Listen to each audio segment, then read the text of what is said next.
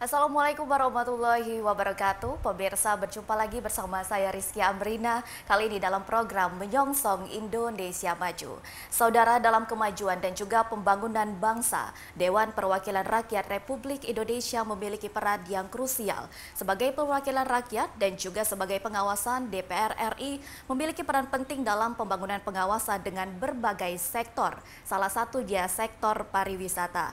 Dan pemirsa, saat ini saya telah bersama dengan Wakil Ketua Komisi 7 Fraksi Partai Gerindra. Sudah hadir bersama kami Ibu Rahayu Saraswati Joyo Hadi Kusumo. Assalamualaikum Ibu, apa kabarnya? Baik, terima kasih. Assalamualaikum. Ibu, selamat datang tentunya di Bumi Sriwijaya dan tentunya juga terima kasih sudah menyempatkan berbincang bersama kami di tengah kesibukan yang luar biasa. Dan juga dari pagi tadi sudah banyak sekali kunjungan yang dilakukan di Kota Palembang di Sumatera Selatan. Dan pemirsa, untuk tayangan kali ini pemirsa dapat menyaksikan langsung melalui live streaming kami di TVRI Sumsel dan juga live streaming melalui RRI Palembang, maksud kami Pro 192,4 dan juga live YouTube di RRI Palembang. Baik Ibu, tema kita hari ini mengenai semangat mengembangkan industri pariwisata, ekonomi kreatif, UMKM dan juga media di Sumatera Selatan. Mungkin sebelum kita membahas tema kita pada hari ini, boleh dijelaskan terlebih dahulu mengenai peran dan juga lingkup tugas bidang apa saja di Komisi 7 DPR RI. Silakan Ibu. Siap, terima kasih sekali lagi atas undangannya dan juga kesempatan untuk bisa memberikan sedikit mungkin pendidikan politik. Baik. Ya. Jadi kami di DPR RI khususnya di Komisi 7 ini adalah komisi yang baru sebenarnya karena tadinya kita hanya 11 komisi menjadi 13 dan Komisi 7 kebetulan adalah salah satu yang baru karena dirombak. Yang satu-satunya yang masih ada di Komisi 7 dari periode yang lalu adalah Kementerian Perindustrian. Baik. Jadi mitra kami intinya itu ada Kementerian Perindustrian, Kementerian Pariwisata, Kementerian Ekonomi Kreatif karena sudah dipisah. Kementerian UMKM, lalu ada Badan Standarisasi Nasional serta ya ini TVRI, RRI dan juga Antara sebenarnya adalah mitra kami di Komisi 7. Baik ya, jadi tentunya ada lingkup yang mungkin menjadi tema kita pada hari ini juga mengenai sektor pariwisata yang juga sudah dilakukan kunjungan-kunjungan di Kota Palembang. Dan ini dari pagi tadi juga kita lihat, kita informasikan juga melalui media TVRI Sumsel bahwa kegiatannya luar biasa. Ini dari hasil kegiatan hari ini seperti apa Bu? Boleh dijelaskan dan juga mungkin pasti banyak nih kendala-kendala yang dirasakan para UMKM yang ada di Kota Palembang. Iya, ini ada ya dalam setiap kunjungan sebenarnya kami kan salah satu tugas fungsi kami sebagai anggota DPR, mau itu RI maupun juga DPRD, itu kan pengawasan dan juga kita tiga ya, pengawasan, legislasi, dan juga tentunya mengetok anggaran. Ini yang perlu dipahami bahwa untuk kami bisa melakukan pengawasan, fungsi pengawasan kami dengan baik ya kami perlu melakukan kunjungan langsung. Karena tidak semua anggota DPR ada di setiap komisi, ya kan? Saya adanya hanya di Komisi 7. Jadi tidak bisa bergantung kepada wakil rakyat yang dari dapil tersebut. Baik. Jadi walaupun saya adalah wakil rakyat dari Jakarta 3, tetapi saya perlu melihat kondisi yang ada di seluruh Indonesia, salah satunya tentunya Kota Palembang bersama dengan delegasi yang hadir, bagaimana kondisi di sini. Khususnya hari ini tadi kita mengunjungi desa wisata. Baik. Dan juga mengunjungi sentra kreatif hub, khususnya untuk pengrajin songket itu di titik yang kedua. Besok baru kami akan ke Poltekpar. Ya, jadi ada perguruan tinggi yang khusus untuk pariwisata yang ada di Palembang sebenarnya. Titiknya nggak semua kota itu ada loh. Jadi Palembang itu salah satu dari hanya 5 atau 6 ya Poltekpar yang ada di seluruh Indonesia dan salah satunya di Palembang yang akan kami kunjungi. Nah, ini dari fungsi pengawasan tentunya tidak semuanya itu berbunga-bunga atau positif. Jadi kita ini memang justru ingin melihat kondisi yang sebenarnya dan ya bisa disampaikan bahwa kami dari Komisi 7 yang mungkin beberapa dari kami tentunya datang dari berbagai latar belakang dan juga dapil yang beragam. Ada bahkan delegasi kami ini ada yang dari Aceh, ada bahkan dari ujung timur Maluku Utara. Baik. Jadi kami punya perspektif yang beragam tapi semuanya sama. Mengatakan bahwa waktu kami hadir di desa wisata tadi pagi, itu kami sebenarnya sangat menyayangkan. Menyayangkan kenapa? Karena walaupun disebut desa wisata, tetapi sebenarnya ini bukan berarti ini betul-betul negatif, tidak. Baik. Mungkin perlu ada perubahan sedikit. Menjadi bukan desa wisata tapi desa ekonomi kreatif justru. Kenapa? Karena yang ada di situ tuh bukan destinasi. Belum. Jadi bukan berarti tidak ya, belum menjadi destinasi karena masih ada banyak PR untuk itu bisa menjadi sebuah destinasi wisata. Baik. Untuk orang dari luar Kota Palembang bahkan luar Sumatera Selatan mau menghampiri karena tidak ada penjelasan lokasinya ada di mana saja. Beda kalau misalnya kita ke Jogja atau ke Solo, tempat memang kerajinan batik, itu petanya ada dan kita tahu kalau mau ke toko ini nanti jalannya berapa meter ke sana. Ini belum ada sampai seperti itu. Itu menjadi catatan yang tentu akan kami bawa ke Kementerian Pariwisata. Istilahnya bagaimana dengan standarisasi desa wisata gitu ya. Karena kalau misalkan semua desa wisata seperti ini, wah itu saya rasa kurang tepat. Tentunya bisa ada pembinaan, tapi pada saat ditanya ini yang memberikan pembinaan, yang memberikan bantuan itu mana? Justru BUMN, bukan dari kementerian. Tapi dari BUMN yaitu khususnya Pertamina disebutnya. Ya tentunya kami sangat bersyukur bahwa ada BUMN yang walaupun itu bukan bidang mereka, karena kan bukan bidang energi, tapi di situ ada pengrajin tempe dan juga EcoPrint yang di lokasi tersebut. Tapi mereka bersedia bantu karena memang rupanya ring 1 karena dekat dengan kilang. Kami bersyukur tapi itu menjadi catatan juga. Dan kalau kami tanya misalnya dengan pelaku UMKM yang ada di situ, bagaimana dapat dukungan dana dari mana? Apakah sudah mendapatkan pinjaman, kredit modal? Belum. Sehingga memang harus ada banyak sekali PR yang kalau misalkan memang itu adalah bagian dari binaan sebuah kementerian, terutama pariwisata, UMKM maupun juga ekonomi kreatif, seharusnya mereka mendapatkan pendampingan yang menyeluruh. Betul. Jadi negara harus hadir sebagai fasilitator. Fasilitator bukan berarti duitnya dari kementerian, bukan. Baik. Tapi mereka bisa membuka pintu untuk misalnya dapat kreditnya ke bank. Himbara ya kan, mau itu BNI, BRI, Mandiri maupun yang lainnya. Kalau misalkan untuk dapat pasar supaya bisa akses buat marketing, nah itu salah satu yang diangkat soalnya tadi oleh salah satu perwakilan dari pengusaha UMKM di sana. Mereka minta bagaimana bantuan untuk pemasaran karena kami bisa bikin produknya, tetapi jualannya susah. Nah ini kan jadi catatan juga bagaimana pendampingannya selama ini tuh pintu apa saja yang sudah dibukakan. Jadi itu yang menjadi catatan-catatan kami akan kami bawa kembali. Terakhir yang tadi titik terakhir untuk hari ini adalah pengrajin songket. Ya yang di situ juga ada jumputan dan juga ada wastra-wastra yang lainnya. Mereka ini kan melestarikan budaya lokal ya. Sudah seharusnya kita ini karena mau melakukan soft power diplomasi ke luar negeri, ya jangan hanya batik. Ya kan, betul. Walaupun misalnya kemarin baru saja terdaftar di UNESCO untuk kebaya itu kan bisa pakai songket juga. Betul, nah ini identitas lokal ini yang saya harap dari berbagai wilayah itu bisa diangkat dan bisa dipasarkan dengan strategi yang jelas, terutama oleh Kementerian Ekonomi Kreatif. Karena fashion itu salah satu subsektor dari ekonomi kreatif. Nah itu yang strategi ini secara menyeluruh untuk menyediakan ekosistem untuk mendorong dan mendukung pengusaha-pengusaha yang ada di sektor ekonomi kreatif ini. Baik, jadi tadi luar biasa sudah kegiatan yang dilakukan ya, sudah ada beberapa tempat ya Bu ya, dari pengrajin songket dan juga ada pengrajin dari tempe juga yang ada di Kota Palembang dan juga EcoPrint. Dan ternyata banyak sekali memang dari para UMKM sudah memberikan aspirasinya ke Ibu tentunya ya, nanti akan dibawa. Betul sekali, harus ya Bu ya tugas. Dan nanti kedepannya seperti apa nih Bu? Mungkin inginkah ada program-program yang memang lebih menarik juga. Mungkin kalau bisa dibilang Kota Palembang UMKM-nya sudah luar biasa banyak, apalagi pempek ya Bu salah satunya. Nah, Pempek, betul. songket.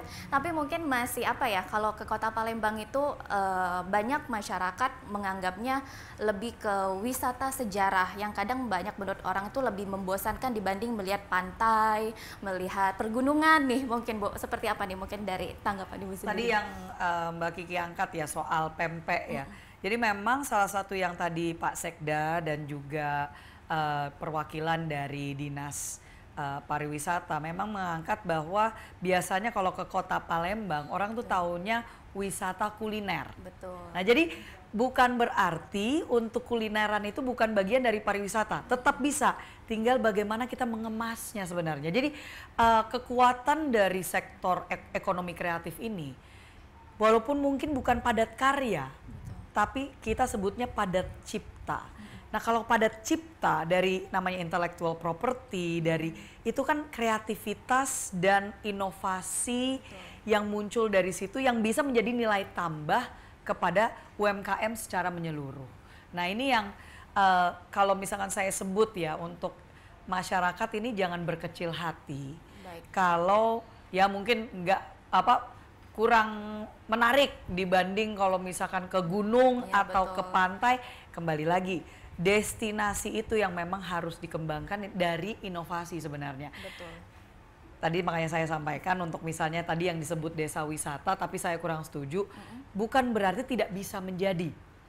Kan ada banyak misalnya desa hanya karena kepala desanya punya inovasi, pemikiran kreatif, karena hanya dari chat, misalnya semua rumah di situ catnya harus warna-warni misalnya, itu kan jadi apa? Instagramable tuh kalau anak-anak milenial sebutnya. Itu inovasi. Padahal sebenarnya nggak ada yang mereka jual di situ kecuali pemandangan dari apa yang mereka lakukan. Nah, ini yang saya rasa perlu ada inovasi-inovasi itu harus kita angkat. Ada pendampingan dan pendidikan bagaimana untuk desa-desa ini yang mungkin ada tempat yang bisa dikunjungi tapi dikemasnya, pengemasannya itu bisa ditingkatkan. Kalau untuk ya pempek gitu kan, ya mungkin bisa lebih pengemasannya juga gitu loh, bahwa di situ tempatnya, karena kan setiap wisatawan ada seleranya masing-masing. Betul sekali. Ada yang sukanya itu lebih fine dining, ada yang sukanya memang bener-bener di warung di samping jalan, betul. gitu kan. Ada yang sukanya pokoknya higienis, nggak Baik. apa-apa kalau warung yang penting bersih. Nah, itu harus ada dikemas dengan cara-caranya tersendiri. Yang pempek memang jadi unggulan di Kota Palembang, apalagi kalau belum ke Kota Palembang, belum makan pempek, rasanya belum benar-benar belum ke Kota Kurang Palembang, afdol. kurang afdol ya. Tapi mungkin Bu, menjadi ajang promosi ini menjadi apa ya, nomor satu pastinya untuk mengundang pariwisatawan datang ke Kota Palembang. Ini kalau misalnya dari kunjungan yang dilakukan tadi di Kota Palembang, seperti apa masukan dan juga harapan ke depannya mengenai program, apalagi media sosial sekarang luar biasa ya powernya. Ini seperti apa Bu harapannya? Saya rasa apa ya, mungkin karena banyak sekali ya program-program di TV maupun juga media sosial itu yang suka review gitu kan. Betul. Kalau kita bicara tentang kuliner itu kan pasti review-review itu yang ditunggu oleh orang. Nah, ini saya yakin sebenarnya pedagangnya ini banyak sekali. Betul. Ya, yang pengusaha menjual pempek itu saya yakin banyak sekali. Tinggal bagaimana untuk menelusuri misalnya, ya kan, itu bisa menjadi salah satu marketing tersendiri. Jadi biarlah, namanya juga makanan kan tergantung selera juga ya, Mbak ya. Mungkin yang buat Berbeda. saya enak, buat orang lain itu Belum. kurang gitu kan. Ya sama halnya lah kalau misalkan kita ke Bali, kita cari misalnya bebek goreng atau makanan-makanan khas yang di sana gitu ya. Itu pasti ada yang sukanya si A atau sukanya yang B atau sukanya yang C. Menurut saya harus ada marketing yang jelas, sama kalau ya supaya apa? Pokoknya walaupun sekarang jujur memang orang kalau ke Palembang udah pasti oleh-olehnya itu pempek. Betul. Tinggal bagaimana pengemasan, bagaimana untuk memastikan ada sentra-sentranya yang memang orang mudah untuk bisa sekian banyak gitu, mereka tinggal pilih dan seterusnya. Itu kan sebenarnya sudah ada, tinggal masyarakat sosialisasi lah, kita bicara marketingnya supaya orang tahu. Dan salah satu hal ya yang bisa menjadi daya tarik adalah supaya nilai tambah, kembali lagi, pariwisata itu maupun juga ekonomi kreatif kita bicara nilai tambah. Nah dalam hal ini kan maunya kan orang supaya datang, gak hanya menikmati pempek dimanapun mereka berada, itu bisa. Tapi apa sih yang bikin pempek yang dinikmati di sini itu berbeda dengan kalau misalkan menikmati di tempat lain. Betul. Harus ada seperti itu. Kita bisa aja makan Kobe beef gitu dimanapun, tapi beda lah pasti rasa kalau misalkan kita makannya pas di Kobe di Jepang gitu kan. Nah itu ada yang sensasinya yang set berbeda. ya, sensasi yang harus bisa kembali lagi kemasan. Kemasan juga ya. Mungkin kalau sekarang pempek ini luar biasa pengiriman ke Ini luar dari tadi ngomongin Sumatera. pempek di sebelah padahal ada ini. Nanti kita makan lagi, Bu, tenang aja. Makan juga kita tadi.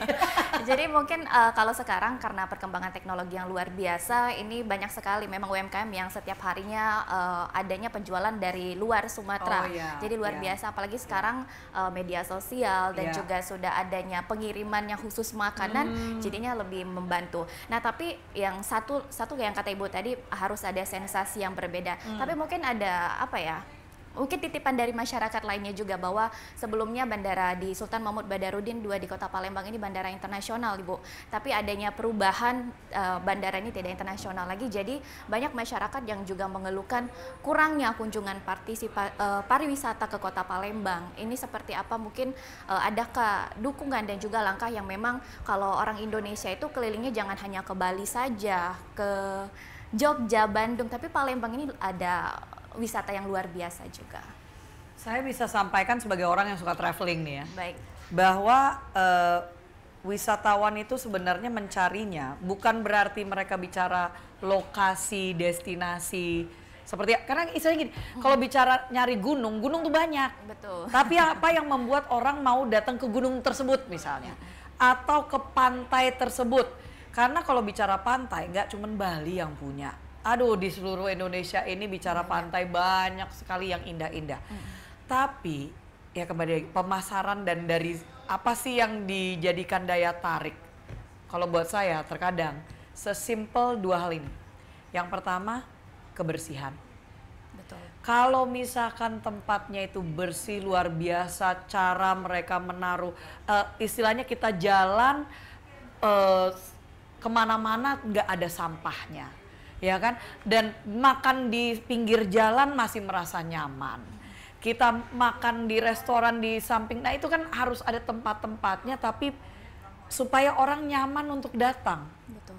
Pasti kalau misalkan tempatnya itu bersih, orang mau datang lagi. Dan orang akan langsung bilang, itu lu harus ke sana bro, lu harus ke sana sis. Karena itu tempatnya bersih. Betul. Itu satu. Yang kedua, keamanan. Baik, keamanan.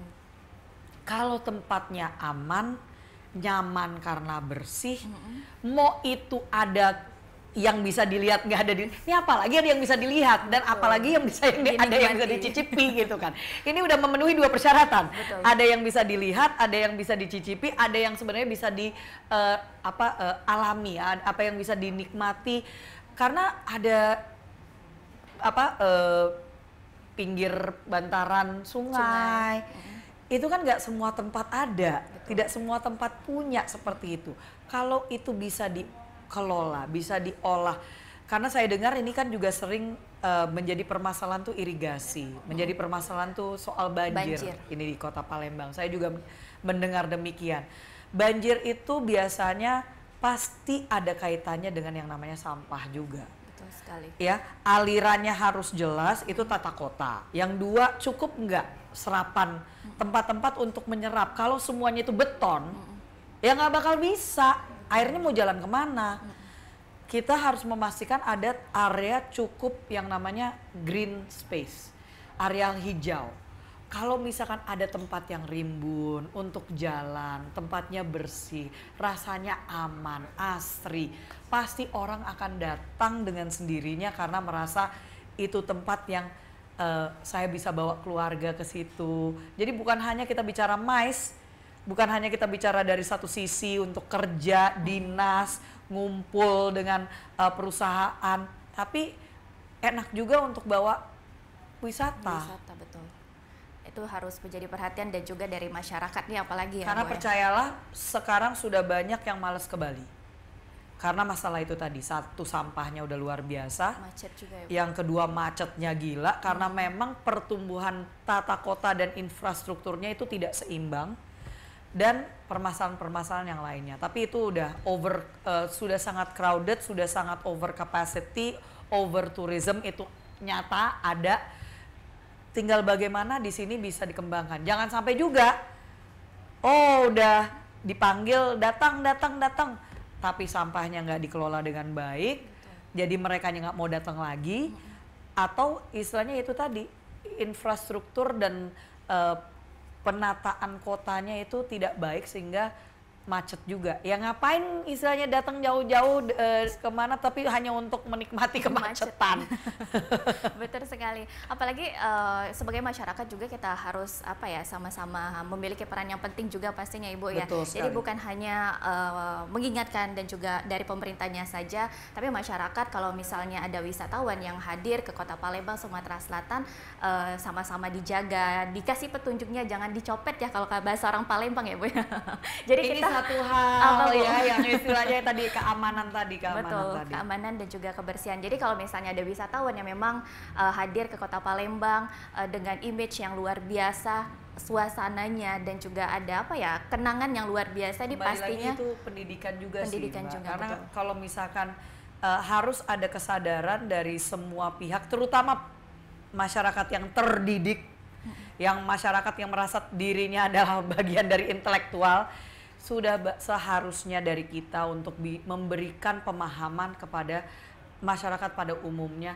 Kalau misalkan hanya tempatnya kotor, kalau misalkan keamanan tidak bisa terjaga, pastinya mereka sendiri yang akan kena akibatnya betul ya, sekali. yang tidak bisa menikmati pertumbuhan ekonomi. Dan tentunya luar biasa perbincangan kita, tapi akan kita lanjutkan kembali tentunya Ibu setelah Siap. jeda berikut. Dan pemirsa, tetaplah bersama kami dalam menyongsong Indonesia Maju.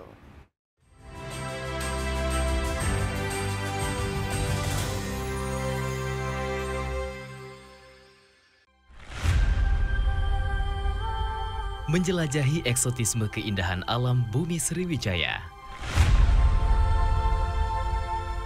Petualangan yang penuh makna. Keunikan budaya yang mempesona. Menikmati sajian kuliner tradisional yang kaya akan rasa.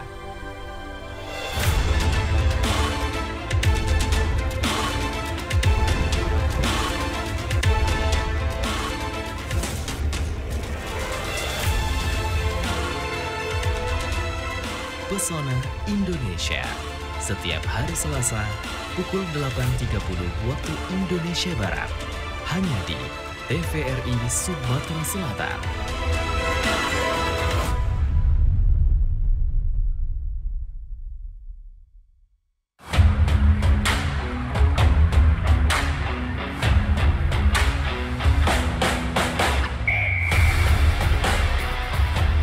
Temukan kekuatan dalam gerakan, keindahan dalam kompetisi, dan kemenangan dalam setiap langkah dari atlet-atlet berprestasi Sumatera Selatan.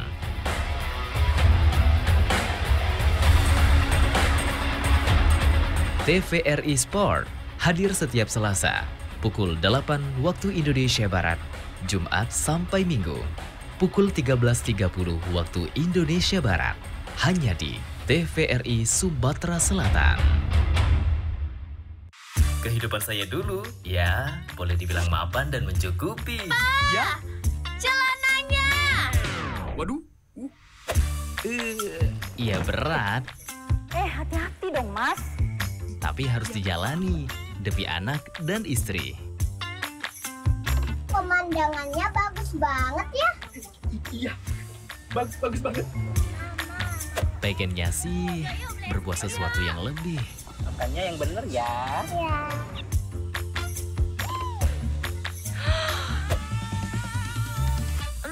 Pinter. Akhirnya kutemukan caranya. Tapi ternyata itu salah. Sepeda anak jadi hilang. Mobil cicilan hilang. Rumah warisan keluarga juga ikut hilang. Aku pulang ke rumah orang tua. Hati-hati ya, jangan jadi seperti saya.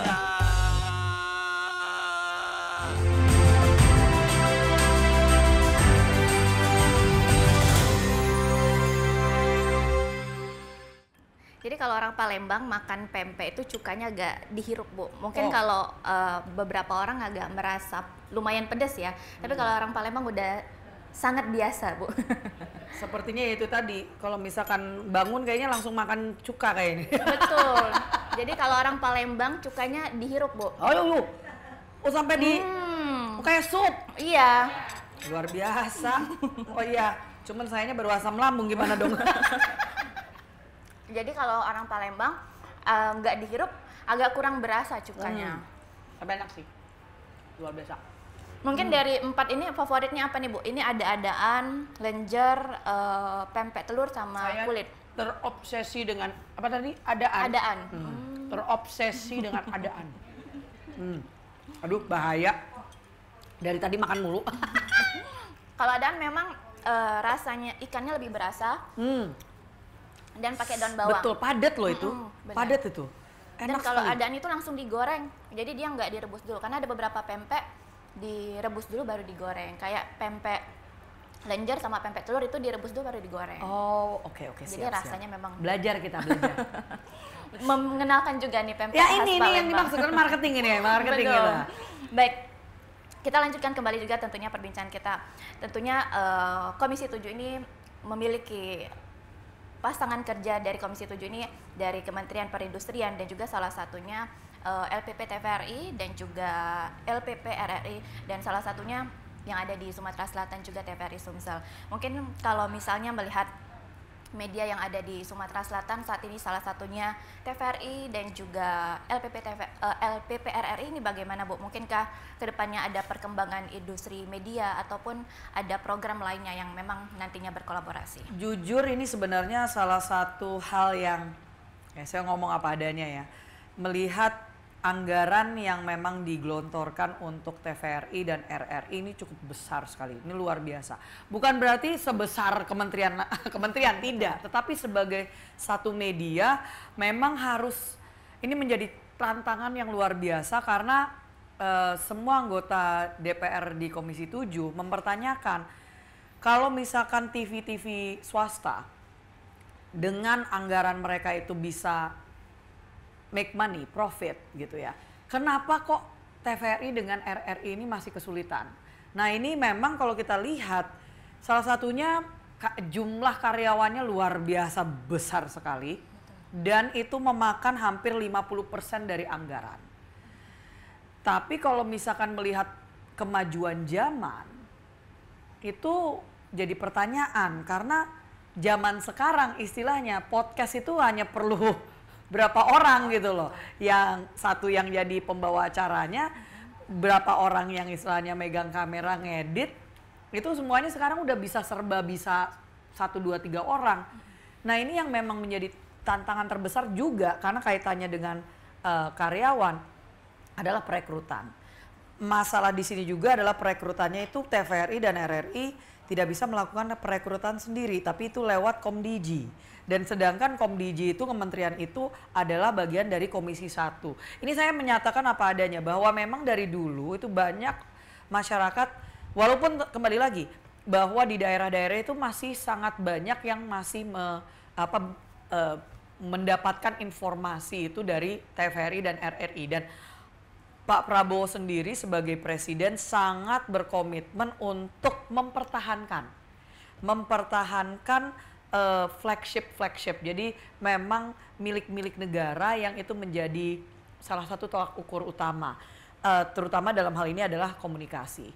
Nah, tetapi bagaimana kita bisa berjalan supaya efektif, efisien, sesuai dengan kemajuan zaman, teknologi, dan memang harus ada semacam perombakan dalam strategi untuk TVRI, RRI, dan jangan lupa ada Antara juga.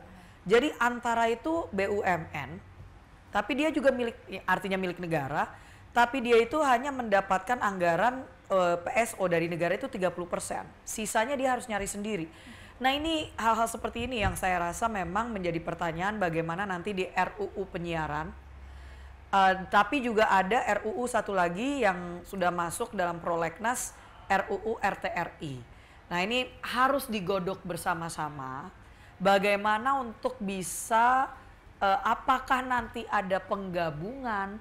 Karena gini, kalau kita ke Inggris misalnya, pasti yang dinyalakan untuk mencari tahu tentang informasi terkini di sana hanya satu, BBC.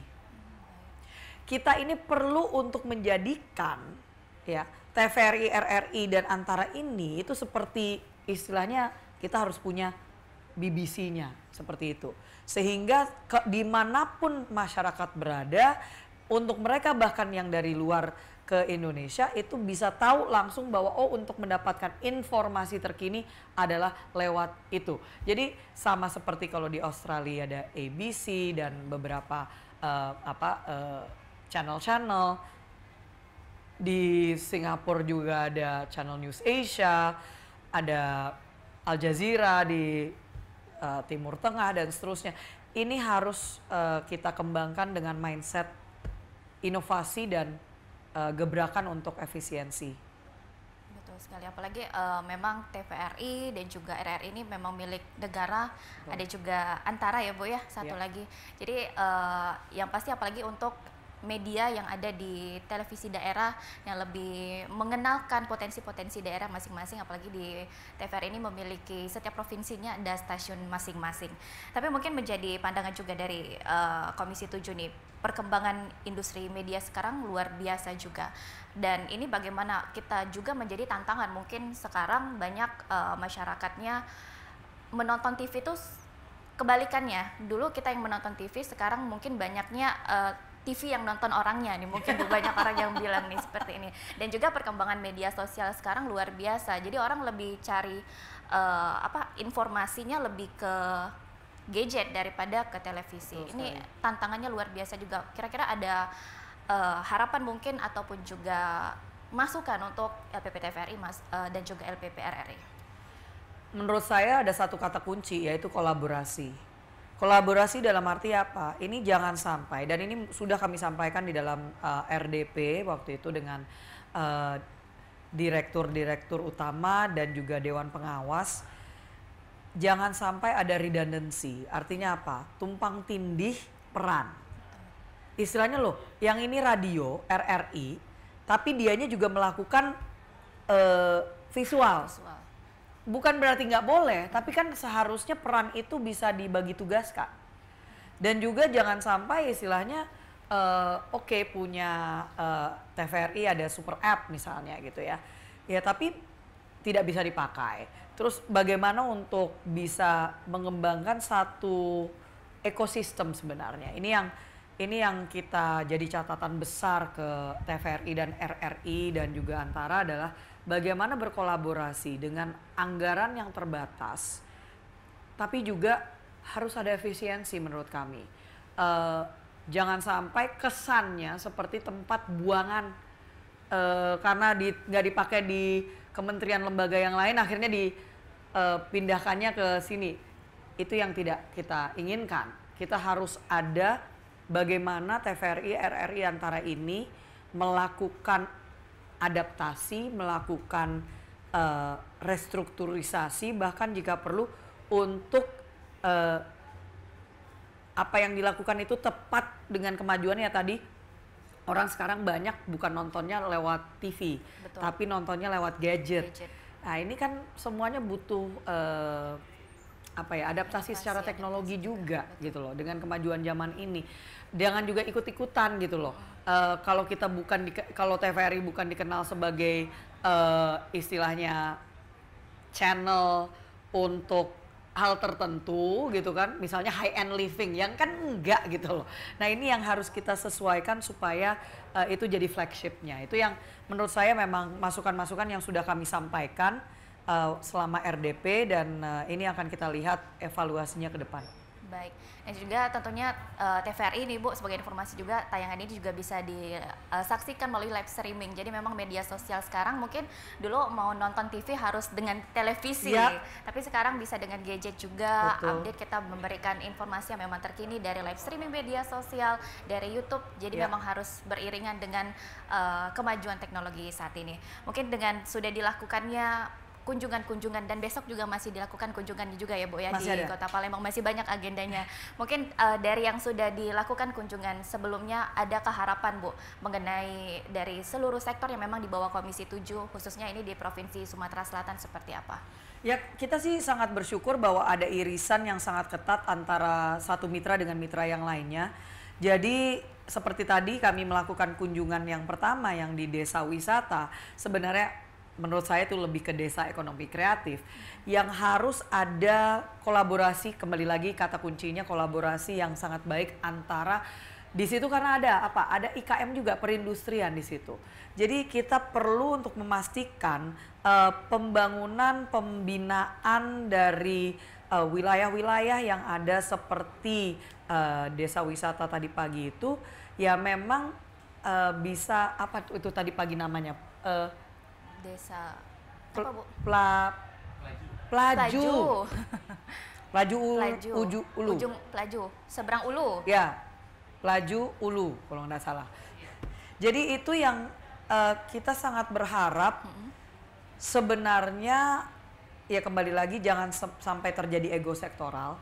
Kita memang selalu menekankan kalau misalkan di situ sebenarnya itu ada ekonomi kreatif, di situ ada bagaimana mereka semua bisa berkolaborasi dan membangun satu program yang dikerjakan bersama-sama, saling melengkapi, tapi untuk itu bisa naiknya lebih cepat. Kalau misalkan di situ bisa difokuskan, nanti kan pasti yang lainnya akan ikut mendapatkan manfaat juga. Jadi itu menjadi PR besar yang akan kami bawa nanti. Baik, mungkin kalau dari LPP TVRI dan juga RRI bagaimana Bu, adakah harapan dan juga mungkin masukan jadi menyongsong kita juga lebih baik lagi nih, juga menyongsong Indonesia maju nih, seperti apa? Sebenarnya jujur konten-konten yang ada di TVRI itu sudah banyak yang sangat luar biasa bagusnya. Termasuk juga talk show seperti ini sangat mendidik ya, dan sangat bagus juga pengemasannya. Salah satu menurut saya yang jadi concern utama pemasaran, sosialisasinya maupun juga lebih kepada manajemen yang artinya apakah perlu ada efisiensi. Ini saya mohon maaf kepada ini para karyawan ya, istilahnya ya aduh langsung deg-degan gitu kan. Ini kenapa langsung ngomongnya efisiensi. Tapi kembali lagi kita ini bagaimana bisa bertahan kalau misalkan dari medianya sendiri itu nggak making money, itu jadi apa ya, hanya kita kayak kebocoran dana jadinya dan bleeding, berdarah-darah di situ. Baik. Yang itu dana negara yang digunakan ya jangan terus habis itu tidak memikirkan bagaimana cara untuk profit. Ini kan sebenarnya usaha, bukan lembaga istilahnya apa namanya charity base gitu ya, filantropi, bukan. Ini adalah lembaga yang seharusnya ada pendapatan untuk negaranya yang non PDB. Jadi ini yang perlu jadi catatan. Baik, mungkin sebelumnya belum sempat kita bahas juga, dan Komisi 7 ini mempunyai peran strategi juga di mendorong pertumbuhan ekonomi nasional dan juga inklusif serta pemberdayaan masyarakat, ini khususnya sumber daya manusia yang ada di seluruh Indonesia apalagi di Sumatera Selatan. Mungkin kalau dari Komisi 7 sendiri bagaimana untuk meningkatkan kualitas sumber daya melalui sektor industri yang ada di Sumatera Selatan, yang jadi memang kalau misalnya SDM-nya luar biasa, baik dari ekonominya, baik dari pariwisatanya juga pasti seiringan berjalan juga Bu. Ini mungkin ada program juga yang akan dilakukan nantinya ke depannya seperti apa Ibu? Ya kita sih pasti mendukung program dari pemerintahan Prabowo Gibran. Salah satunya tentunya program makan bergizi gratis, walaupun itu bukan di komisi kami, tetapi kalau kita bicara bagaimana untuk mengembangkan SDM, tentunya salah satunya adalah yang paling mendasar, yaitu dari segi nutrisi, dari segi daya saing, daya tahan tubuh, supaya merekanya bisa apa? Ada daya pikir kritis. kalau misalkan ada kita melakukan pendampingan, kita melakukan pendidikan kepada masyarakat, tapi mereka tidak bisa mengolah informasi yang mereka terima, ya tentunya akan sangat luar biasa sulit. Pendampingan apapun yang diberikan akan sia-sia. Ya, jadi ini yang tentunya kita mendorongnya seperti ini, bahwa dari kementerian-kementerian yang menjadi mitra kami, program-program itu harus satu, tepat sasaran. Yang kedua, ada kolaborasi antar mereka, dan itu sudah sebenarnya pada saat para menterinya dibawa ke Magelang itu udah seperti lagi lagi dipastikan mereka secara frekuensinya itu sama, bahwa mereka bicara bagi tugas. Dan yang ketiga, kita bicara bagaimana untuk memastikan dari mitra-mitra ini itu inovasi baru. Jadi bukan business as usual, ya. Yang dimana tadi pertumbuhan ekonomi, menurut saya salah satu yang memang harus digenshot adalah dari segi ekonomi kreatif. Yang itu ada di industri kayak fashion itu kan, salah satunya yang masalah Sritek, Pan Brothers ini yang saya dengar kabarnya akan pilot juga. Jadi kita harus merubah mindset kita dari padat karya ke padat cipta, supaya nilai tambahnya ada dan masyarakat itu bukan jadi buruh, tapi mereka juga harus punya usaha yang mereka bisa kembangkan, yang mendapatkan nilai tambah dari ekonomi kreatif ini. Jadi ekonomi kreatif kembali lagi menjadi new driver, a new engine of growth kita sebutnya.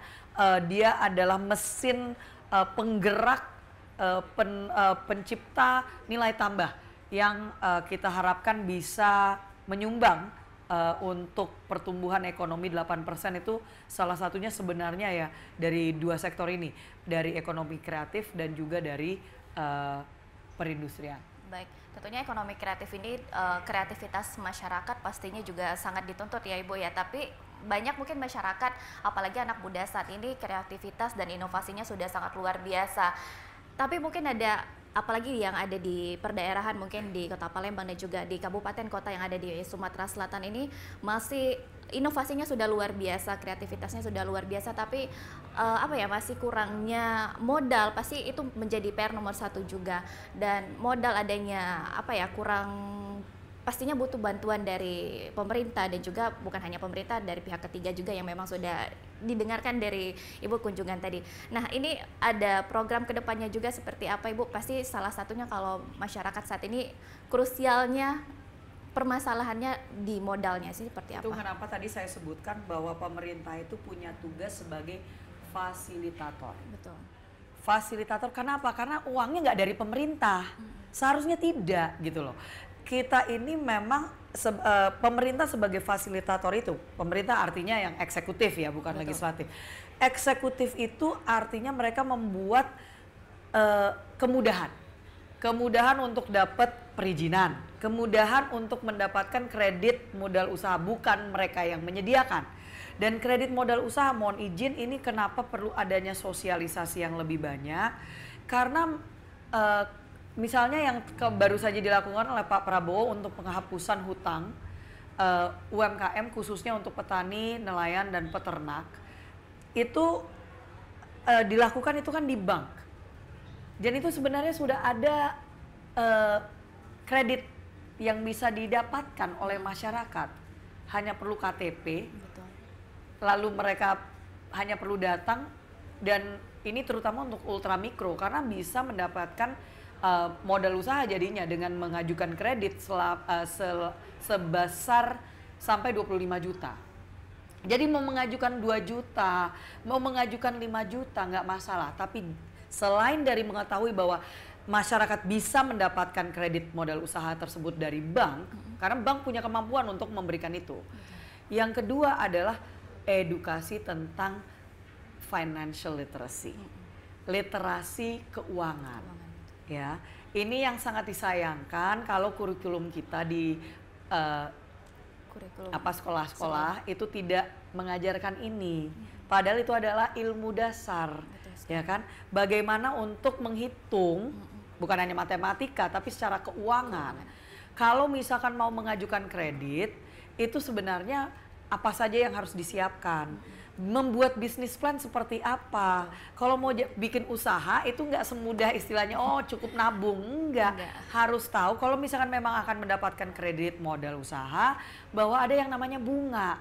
Ya kan? Nggak, itu bukan pinjaman yang istilahnya 0% bunganya, tapi ada bunganya yang memang harus dibayarkan on top of cicilannya.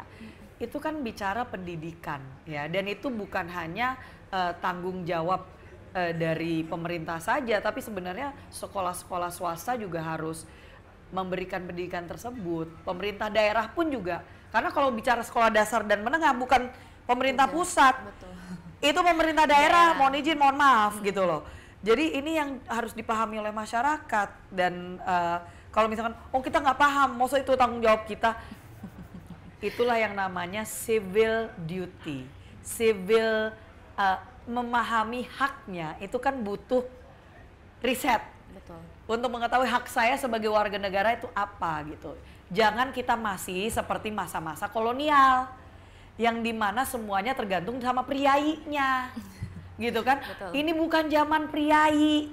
Baik. Kesultanan itu bukan mereka yang memegang kekuasaan lagi. Jadi bagaimana untuk kita dengan demokrasi di mana yang punya kuasa itu masyarakat. Masyarakat itu artinya dengan mereka punya independence, punya kemandirian, sudah tanggung jawab masyarakat dengan kemandirian itu mendapatkan informasi yang mereka butuhkan untuk mereka bisa naik kelas istilahnya. Pemerintah ya punya tugas untuk mendidik, sosialisasi, tapi nggak bisa semuanya hanya di pemerintah saja, makanya betul. Sekarang kita menyebutnya bukan pentahelix lagi, hexahelix bahkan. Baik. Ya. Kolaborasi lintas sektor, akademisi, swasta, pemerintah, media semua harus saling membantu untuk bisa meningkatkan daya kritis dan daya saing dari anak-anak kita. Baik, dari masyarakatnya juga jangan hanya menuntut untuk mendapatkan kredit saja, tapi kita harus tahu juga bagaimana bisnis plan-nya seperti apa ya Bu ya. Jadi jangan sampai mendapatkan kredit, sampai udah dapat kredit, bingung nih mau gimana ya. Nggak tahu cara untuk bayar cicilannya. Betul. Nggak tahu bahwa rupanya ada bunga yang harus dibayar sekian persen di atas dari cicilannya gitu kan. Dan jangan sampai istilahnya oh udah dapat kreditnya tapi nggak tahu setelah udah jualannya selesai. Baik. Terus nggak tahu caranya untuk ngolah supaya bisa tetap usahanya itu berkelanjutan lebih dari 6 bulan. Jangan sampai 6 bulan udah habis itu pilot juga gitu kan. Baik, tentunya juga kami ucapkan terima kasih Bu sudah melakukan kunjungan juga ke Kota Palembang, Sumatera Selatan, sudah mendengarkan aspirasi dari masyarakat seperti apa dan nantinya akan diajukan tentunya ke pusat ya Bu. Kita harapkan juga pastinya ini demi kemajuan di Kota Palembang dan juga di Sumatera Selatan dari sektor UMKM dan juga sektor pariwisata yang ada di Provinsi Sumatera Selatan. Terima kasih Ibu Rahayu Saraswati Joyo Hadikusumo, Wakil Ketua Komisi 7 DPR RI, fraksi Partai Gerindra. Terima kasih Bu atas waktu dan informasinya. Dan saudara, demikian kali ini dalam program Menyongsong Indonesia Maju. Akhir kata saya Rizky Amrina pamit undur diri. Terima kasih, sampai jumpa.